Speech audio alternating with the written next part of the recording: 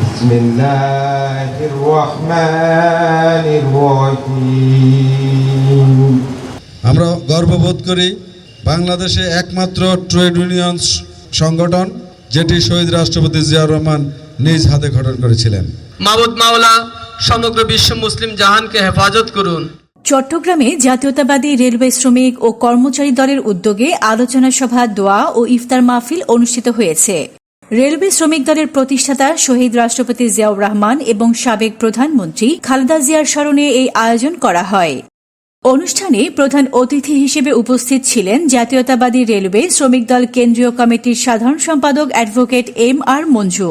1980 সালের 14 ডিসেম্বর বাংলাদেশ জাতীয়তাবাদী রেলওয়ে শ্রমিক ও কর্মচারী দল নামে একটি ট্রেড ইউনিয়নের জন্ম হয়েছিল। আমরা গর্ববোধ করি বাংলাদেশে একমাত্র ট্রেড ইউনিয়ন সংগঠন যেটি শহীদ রাষ্ট্রপতি জিয়াউর রহমান নিজ হাতে গঠন করেছিলেন। এই সংগঠনের কার্যক্রমে আমরা শহীদ জিয়ার আদর্শ এবং তার রাজনীতি এবং দৃষ্টিভঙ্গি, সেই সময়কার 19 দফা এবং পরবর্তীতে আমাদের নেতা জনাব তারেক রহমানের 31 দফা রাষ্ট্র কাঠামো সংস্কারের যে প্রস্তাবনা, সেগুলো নিয়ে আমরা কাজ করতে স্বাচ্ছন্দ্য বোধ করি। বিশেষ অতিথি হিসেবে উপস্থিত ছিলেন চট্টগ্রাম মহানগর যুবদলের সংগঠক মোহাম্মদ মিল্টন। এছাড়া বক্তব্য দেন সংগঠনের কেন্দ্রীয় সহ সভাপতি মোহাম্মদ কামাল উদ্দিন, যুগ্ম সম্পাদক মোহাম্মদ শাহাবুদ্দিন, সাংগঠনিক সম্পাদক মোহাম্মদ আবু বকর সিদ্দিক, মহিলা সম্পাদিকা মনোয়ারা বেগম ও বিভাগীয় সহ সভাপতি মোহাম্মদ দেলোয়ার হোসেন সহ অন্যান্য নেতৃবৃন্দ। তারেক রহমান তার নির্বাচনের ইশতেহারে যে বিষয়গুলা ঘোষণা করেছিলেন, 1 নম্বরে উনি কৃষকদের লোন সুদ মওকুফ করেছেন।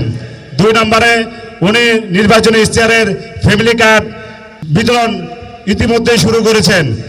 ইমাম মুয়াজ্জিন সহ বিভিন্ন ধর্মের ধর্মগুরুদের মাঝে সম্মানী ভাতা প্রদান করেছেন।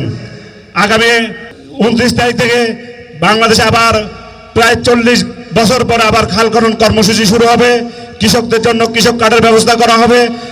দেশের প্রতিটি নাগরিক সমান চিকিৎসা সেবা পাওয়ার জন্য হেলথ কার্ড করা হবে। শুধু তাই নয়, একটি ন্যায়ভিত্তিক বাংলাদেশ প্রতিষ্ঠা করার জন্য, সাম্য মানবিক বাংলাদেশ গঠন করার জন্য যা যা করণীয় ইনশাল্লাহ বিএনপি চেয়ারম্যান গণপ্রজাতন্ত্রী বাংলাদেশ সরকারের মাননীয় প্রধানমন্ত্রী তারেক রহমান করবেন।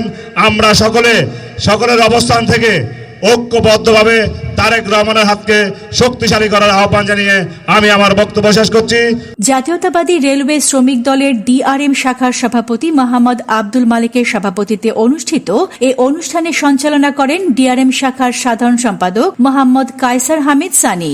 শহীদ প্রেসিডেন্ট জিয়াউর রহমানের অনুপ্রেরণায় আগামীর পথ অতিক্রম করতে পারি।